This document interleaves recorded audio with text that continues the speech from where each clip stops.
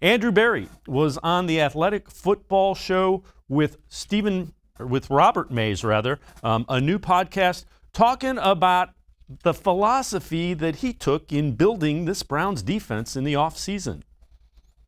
It's something that's not just done in a vacuum. Like, you have to do that hand in hand with like your coaches and your scouts, right? A big influence is ultimately how Kevin and Joe Woods, how they want to play on that side of the ball. You know, our defensive system has a lot of flexibility that's built into it, but it also does have some, call it, pillar principles. And then I think the second piece becomes like, okay, here are the skill sets by position that we value or that we think will make the biggest impact.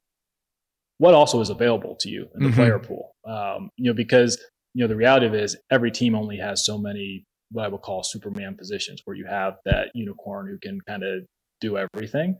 There are only a handful of those players that exist. So with the rest of the player population, like, what skills are available and can you actually find and be in position to acquire, and how can all that come together to marry with your offensive or defensive system to ultimately produce wins.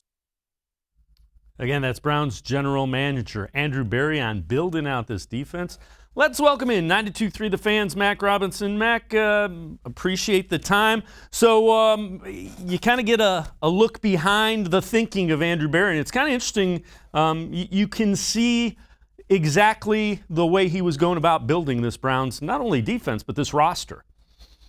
Right. And especially, too, you have to look at, the key part of there is, the player pool that was available and being able to acquire said players. So when it came to Andrew Berry, he was very opportunistic with a lot of those players. You don't see a Jadeveon Clowney out in the market every single year. Obviously, we saw him out there last year and, took advantage this year. But on top of that, too, you saw the different guys that they were able to acquire and really how they complement the rest of this defense. You look at an Anthony Walker, where he's more of a run stopper type of player, but also can, play on the outside a little bit as well, play a little bit in coverage, but has that versatility that you want and has that leadership quality. So, you have these different players that they've been able to bring in throughout this offseason, and really they might not be the perfect player. And like he says, only very few of those Superman players exist, but they were able to capitalize on bringing those players in. And not only that, they were also able to complement the other players that they already had on this roster.